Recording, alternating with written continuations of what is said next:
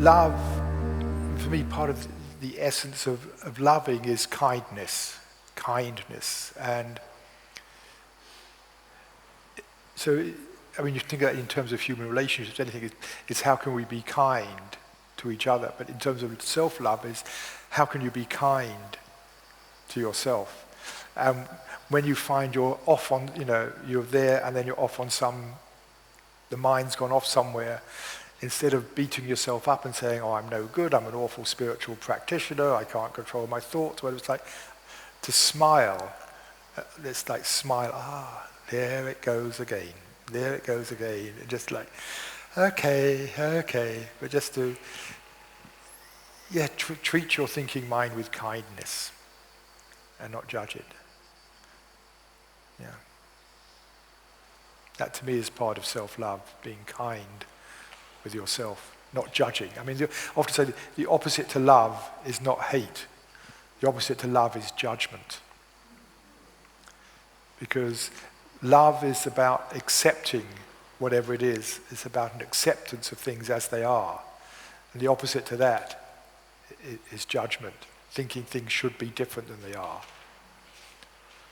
So, don't judge yourself, but just say, here I am again, caught up in the world, caught up in my stories, my fantasies.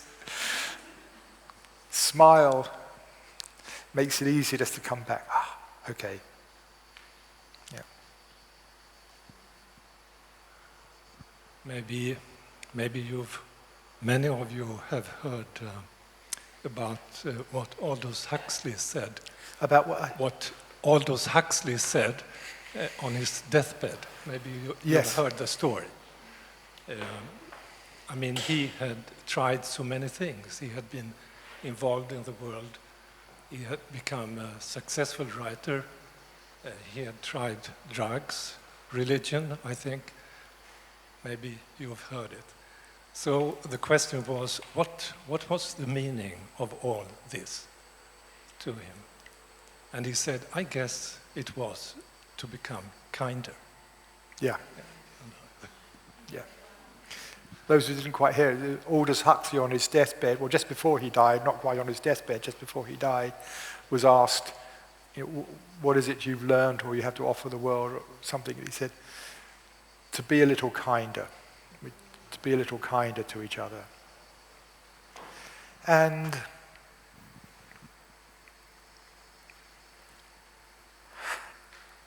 I think that ultimately that comes down to recognizing we are one deep down. We are one in that sense of several senses, but we are one in terms of that sense of being when we fall silent and we touch into that stillness, the quietness. There's nothing individual about that. It's like all the individuality, the Peter Russellness has gone. The Peter Russellness is just my thoughts about who I am and what I should be doing, blah, blah, blah, blah, blah. When that goes, that quality of beingness, how it is for me, I think must be how it is for you and how it is for everybody else. There is nothing to distinguish it. So that deep sense of quietness and stillness is the same experience for each and every one of us and for every human being. So in that sense, we all know each other deep, deep down. I know what it's like to be you in that transcendental sense of the you that's beyond everything. I have no idea what it's like to be you as an individual with your history and all that. You're a totally different person. I've no idea what it's like, maybe a tiny bit. But deep down, I know exactly what it's like to be you and to be everybody else. And so in that sense, there's a oneness.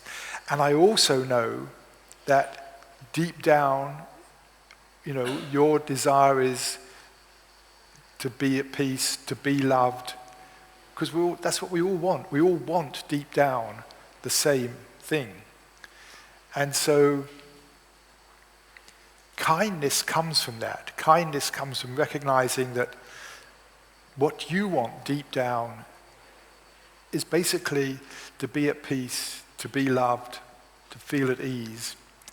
And so my definition of how to be kind is, in any interaction, to think, how can I interact with you, talk, whatever it is, respond, behave with you, and this, or with any other person, in such a way that you feel loved, respected, not attacked, not judged. Because none of us want to be attacked or judged, but how can I interact with you in such a way that you feel that? That to me is love and kindness. And it's not easy, because the ego mind comes in, and if you said to me just now something, and I, through my own stuff, I misinterpreted it, and I felt slightly attacked by you, or criticized, or judged,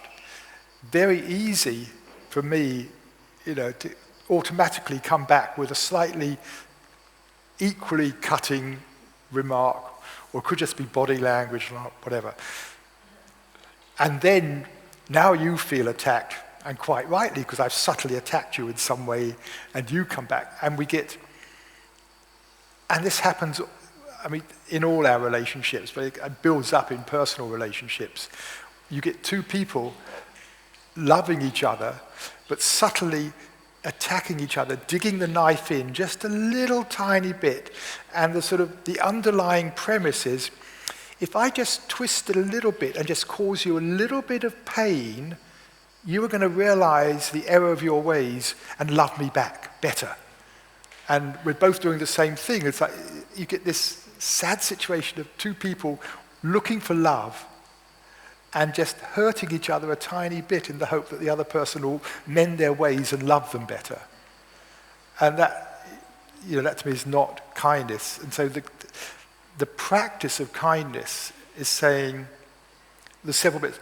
My intention is that in any interaction, my intention is to remove any thoughts of attack and to consider what is going to leave you feeling, the most loved, respected. Even if it's something difficult, I have to say, like there's something I need to, share with you that's not easy, even just to find ways to share that, to say, it would make our friendship better if maybe, when you did something like this, we did it this, or whatever.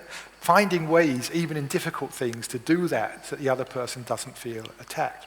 But then we lose it. We make mistakes, and so the second part is when you make a mistake, and accidentally I do something and it is a bit judgmental and a bit attacking, is to be willing to say, sorry, mea culpa. Yeah, the ego mind came in there, and to then clean things up, because we're not going to be perfect in this, far from it. But it's a learning process. This to me is what kindness is about. It's a learning process of how can we interact in such a way that the other person feels loved and respected. Because deep down, we all want exactly the same thing. Even if the forms are different, deep down we all want exactly the same.